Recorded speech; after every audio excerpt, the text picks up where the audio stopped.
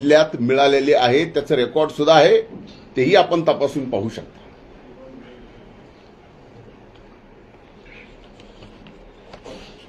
मंत्री म्हणून मला ज्यावेळेस त्यांचं उपोषण सोडायला लावलं मनोज जरांगेंचं, त्यावेळेस माझ्या हाताने त्यांनी एकदा उपोषण पण सोडले आहे। तसं माझं त्यांचं काही वैर नाही। जीवनामध्ये कधीच 17 तारखेची सभा सोडता मनोज जरांगेच्या विरोधात मी एका शब्दानेही बोललेलो नाही, एक आरोपही केला नाही।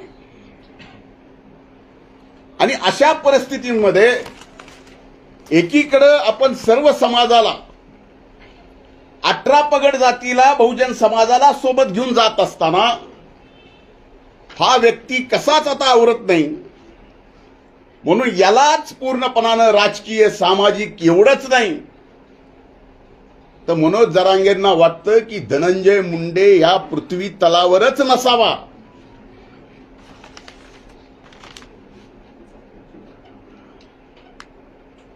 यासाठी ही धडपड आहे। मी 17 तारखेच्या सभेत सुद्धा त्यांना 2च प्रश्न विचारले होते। त्या 2 प्रश्नाचे उत्तर आतापर्यंत या ठिकाणी मिळालेले नाहीत। माझी विनंती आहे माध्यमांना की हे 2 प्रश्न पुन्हा एकदा आपण विचारा। आपण लोकशाहीचे 4था स्तंभ आहात।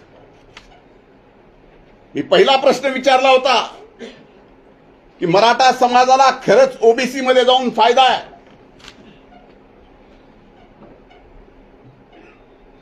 का ईडब्ल्यूएस मध्ये जाऊन फायदा आहे, आणि याचं खरं भरं 12.5 कोटी जनतेच्या समोर त्यांनी यावं, आम्ही येतो।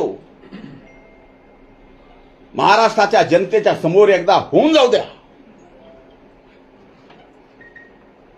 की फायदा ईडब्ल्यूएस मध्ये की फायदा ओबीसी मध्ये, त्याचं उत्तर नाही आलं।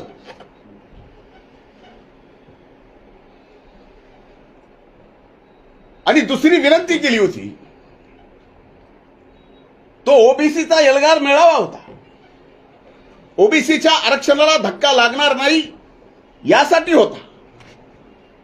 आणि त्यात मी विनंती केली होती की छत्रपती शिवाजी महाराजांनी स्वराज्यामध्ये त्या काळात जो गावगाडा उभा करून दिलेला, जे गावकुस घालून दिलेलं आहे, आज मागच्या 2 वर्षापासून ते बिघडलंय।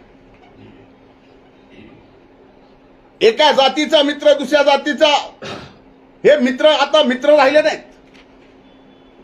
2 सख्खे भाऊ एका मायबापाचे लेकरं जर विचार बदलले आणि एक जरांगेच्या विचाराचा असला तर त्या सख्ख्या भावाला सुद्धा सख्खा मानत नाही, अशी वाईट परिस्थिती या महाराष्ट्रात। शिवशाहू फुले आंबेडकरांच्या या महाराष्ट्रात